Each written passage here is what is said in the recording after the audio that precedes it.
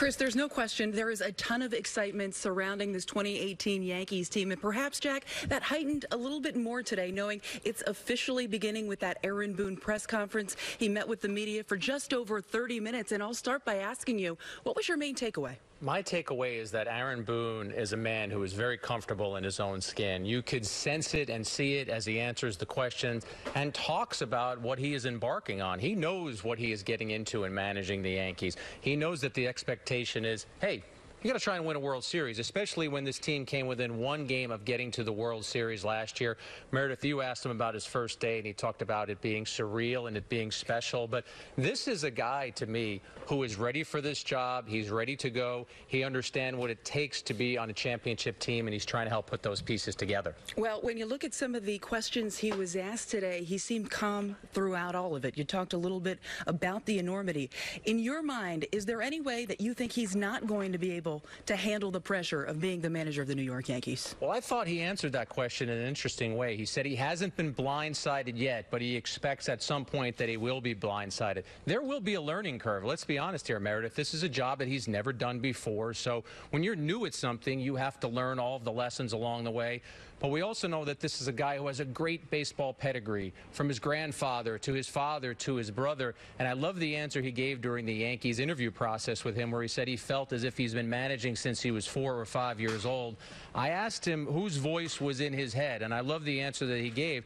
Not only did he throw some props to his father, which we would expect, but he talked about Joe Torre and how Joe Torre's soothing nature helped players. His mere presence helped make players comfortable. Well, you talk about making players comfortable, and something that he stressed from the beginning, if you go back to his introductory press conference, he talked about building those relationships and making sure those players are in fact comfortable. And even during winter meetings when he was on our set, he said he's going to reach out to some of these guys, and he has in fact done that so far. You saw pictures of him golfing with Aaron Hicks, pictures of him at dinner with people. But do you think it's going to take even longer for him to continue to build those relationships, or do you think this team has already bought into Aaron Boone? I think that he has started to build those relationships, but I even think Boone would say that every relationship has the ability to blossom and grow and become stronger, and that's what he is trying to do. If you go back to his introductory press conference, he talked about relationships and wanting to connect with everybody in the organization and wanting players to feel comfortable. And Meredith, I thought he gave a great sort of under-the-radar answer today when he talked about wanting there to be a casual atmosphere in the clubhouse and wanting players to be at ease and wanting the young players to be able to be themselves. When you go back to when the Yankees made this change, General Manager Brian Cashman talked about connectivity and how for the next 10 years in Yankee history, bringing in someone who was different than Joe Girardi and someone they felt could connect with the younger players. So for Boone to bring that up tells you how vital he believes that is. One guy that is not different when you look at that Yankees coaching staff is pitching coach Larry Rothschild. Aaron Boone was asked about what that relationship will be like, how much he'll lean on him, and he simply said an awful lot.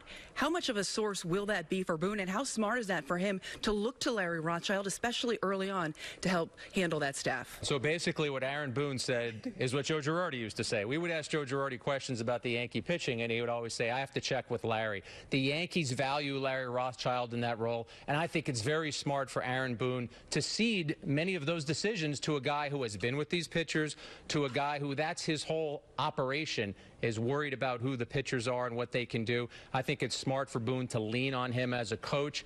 And also Boone talking about some decisions that are ahead for him and how they need that starting rotation depth. We know who the first 5 are right now, but then you start to think about the Chance Adams or the Justice Sheffield or a Luis Cessa or a Chad Green, guys who might be potential starters down the line. Well, we'll talk a little bit nuts and bolts as far as the roster is concerned. He was asked about the second base and third base situation, and he simply said, it's fluid. This is going to be exciting to watch throughout the course of this spring. Open competition, he said. And he also said the possibility of the Yankees starting a rookie at second base and a rookie at third base is something that could absolutely happen. That, of course, would probably be Gleyber Torres and Miguel Andujar. This is going to be fun to watch, Meredith, because the Yankees are a team that are ticketed to get to the World Series, yet they also might start rookies at second base and third base. And we're talking about a rookie manager. Well, there will be pressure for those players as well. I think everybody expects that Gleyber Torres will have an impactful 2018. Will he start the season with the Yankees? There are some reasons behind possibly starting him at AAA. First of all, he didn't get a lot of at-bats last year because he had the Tommy John surgery. And then if he spends a couple of weeks in the minor leagues, the Yankees would actually, because of service time, get themselves another year. But that's another story for another day. Right now, it's exciting to think about who those players are and vying for those spots. Well, Jack, Aaron Boone was the main event, but let's not forget pitchers and catchers did, in fact, report today. A couple of guys did meet with the media and talk in the clubhouse. One of them, Betances, and some changes he made this offseason. Right. You could tell right away when we walked up to his locker. Dellin is a large man, but it was obvious that he had shed some weight. And he said he dropped from 280 to 264. He had hired a nutritionist, so he cleaned up his diet a little bit and worked out. And it was the pitching side of it, too, that interested me. He thinks that losing that weight, making him lighter, will help him with his delivery. And, Meredith, every pitcher will tell you what Dellin Betances talked about today. You have to repeat your delivery, because if you can't repeat your delivery, things become wayward.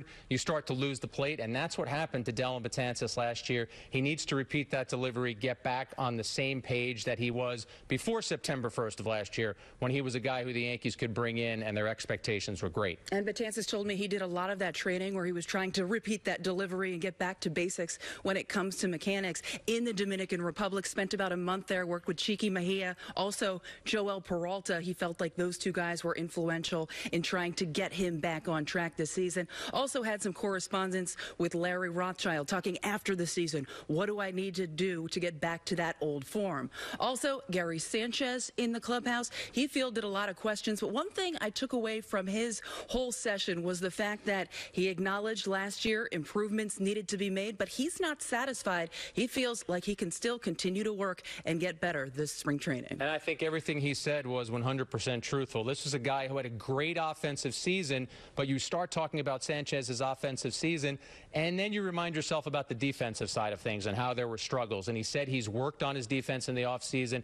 And Meredith, that just becomes repetition and drills. When there are no games to be played, how do you become a better catcher? Well, it's about getting down and catching 100 balls a day and making sure that you're framing pitches and making sure there are balls in the ground that you can block. And I also thought he was very honest in talking about his relationship with Joe Girardi. Joe Girardi, there was some tough love between he and Gary Sanchez last year. And Sanchez said at the end of the season, he reflected and he felt that everything Joe Girardi did made him a better player. Might have been some tough sledding along the way, but he felt that he benefited from it. Well, this is just the beginning, Jack. Plenty more to talk about throughout the course of the spring. We already know Aaron Judge is here. He's going to talk to the media tomorrow. But, Chris, for now, that's going to do it for Jack and I here from the Pavilion. We'll send it back to you in the Stanford studio.